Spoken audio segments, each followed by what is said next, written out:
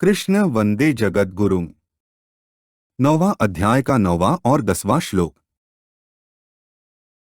9वां अध्याय का 9वां श्लोक। न चमा तानि कर्माणि निबध्नन्ति धनंजय। उदासीन वदासीनमसक्त तेषु कर्मसु। ऊपर कहे गए श्लोकों का अर्थ है, हे धनंजय, उन सृष्टि रचना आदि कर्मों में अनासक्त और उदासीन की तरह रहते हुए मेरे को वे कर्म नहीं बांधते। न चमा तानि कर्माणि निबध्नन्ति का अर्थ है, पूर्व श्लोक में भगवान ने कहा है कि मैं प्राणियों को बार बार रचता हूँ, उन रचनारूप कर्मों को ही यहाँ तानि कहा गया है। वे कर्म मेरे को नहीं बांधते क्योंकि उन कर्मों और उनके फलों के साथ मेरा कोई संबंध नहीं है। ऐसा कहकर भगवान मनुष्य मात्र को यह शिक्षा देते हैं, कर्मबंधन से छूटने की युक्ति बताते हैं कि जैसे मैं कर्मों में आसक्त न होने से बंधता नहीं हूँ, ऐसे ही तुम लोग भी कर्मों में और उनके फलों में आसक्ति न रखो तो सब कर्म करते हुए भी उनसे बंधोगे नहीं। अगर तुम लोग कर्मों में और उनके फलों में आसक्ति रखोगे तो तुमको दुख पाना ही पड़ेगा, बार बार जन्मना मरना ही पड़ेगा। कारण कि कर्मों का आरंभ और अंत होता है तथा फल भी उत्पन्न होकर नष्ट हो जाते हैं, पर कमरफल की इच्छा के कारण मनुष्य बंध जाता है। यह कितने आश्चर्य की बात है कि कर्म और उसका फल तो नहीं रहता, पर फलेच्छा के कारण बंधन रह जाता है। ऐसे ही वस्तु नहीं रहती, पर वस्तु का संबंध बंधन रह जाता है। संबंधी नहीं रहता, पर उसका संबंध रह जाता है। मूर्खता की बलिहारी है। उदासीन वदासीनमसक्त तेषु कर्मसु का अर्थ है, महासर्ग के आदि में प्रकृति के परवश हुए प्राणियों की उनके कर्मों के अनुसार विविध प्रकार से रचनारूप जो कर्म है उसमें मेरी आसक्ति नहीं है।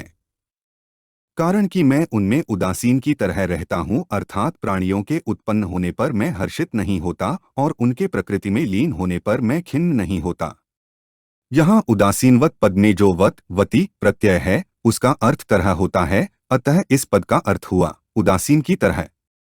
भगवान ने अपने को उदासीन की तरह क्यों कहा?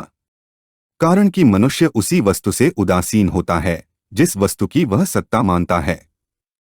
परंतु जिस संसार की उत्पत्ति, स्थिति और प्रलय होता है उसकी भगवान के सिवाय कोई स्वतंत्र सत्ता ही नहीं है। इसलिए भगवान उस संसार की रचनारूप कर्म से उदासीन क्या रहें? वे तो उदासीन की तरह रहते हैं क्योंकि भगवान की दृष्टि में संसार की कोई सत्ता ही नहीं है।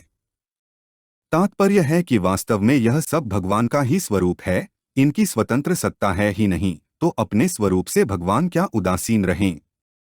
इसलिए भगवान उदासीन की तरह हैं। 9वां अध्याय का 10वां श्लोक। मयाध्यक्षेण प्रकृतियः सूयते सचराचरम्। हेतुनानेन कौन्तेय जगद् विप्रवर्तते। ऊपर कहे गए श्लोकों का अर्थ है, प्रकृति मेरी अध्यक्षता में संपूर्ण चराचर जगत को रचती है। हे कुंती नंदन, इसी हेतु से जगत का विविध प्रकार से परिवर्तन होता है। मयाध्यक्षेण प्रकृतियः सूयते सचराचरम का अर्थ है, मेरे से सत्ता स्फूर्ति पाकर ही प्रकृति चराचर जड़चेतन आदि भौतिक सृष्टि को रचती है। जैसे बर्फ का जमना, हीटर का जलना, ट्राम और रेल का आना जाना, लिफ्ट का चढ़ना उतरना, हजारों मील दूरी पर बोले जाने वाले शब्दों को सुनना, हजारों मील दूरी पर होने वाले नाटक आदि को देखना, शरीर के भीतर का चित्र लेना, अल्प समय में ही बड़े से बड़ा हिसाब कर लेना, आदि आदि कार्य विभिन्न विभिन्न यंत्रों के द्वारा होते हैं। परंतु उन सभी यंत्रों में शक्ति बिजली की ही होती है। बिजली की शक्ति के बिना वे यंत्र स्वयं काम कर ही नहीं सकते, क्योंकि उन यंत्रों में बिजली को छोड़कर कोई सामर्थ्य नहीं है। ऐसे ही संसार में जो कुछ परिवर्तन हो रहा है, अर्थात अनंत ब्रह्मांडों का सर्जन, पालन और सहार, स्वर्गादि लोकों में और नरकों में पुण्य पाप के फल का भोग, तरह तरह की विचित्र परिस्थितियां और घटनाएं, तरह तरह की आकृतियां, वेशभूषा, स्वभाव आदि जो कुछ हो रहा है वह सबका सब प्रकृति के द्वारा ही हो रहा है, पर वास्तव में हो रहा है भगवान की अध्यक्षता अर्थात सत्ता स्फूर्ति से ही। भगवान की सत्ता स्फूर्ति के बिना प्रकृति ऐसे विचित्र काम कर ही नहीं सकती, क्योंकि भगवान को छोड़कर प्रकृति में ऐसी स्वतंत्र सामर्थ्य ही नहीं है कि जिससे वह ऐसे ऐसे काम कर सके। तात्पर्य यह हुआ कि जैसे बिजली में सब शक्तियां हैं, पर वे मशीनों के द्वारा ही प्रकट होती हैं, ऐसे ही भगवान में अनंत शक्तियां हैं, पर वे प्रकृति के द्वारा ही प्रकट होती हैं। भगवान संसार की रचना प्रकृति को लेकर करते हैं और प्रकृति संसार की रचना भगवान की अध्यक्षता में करती है।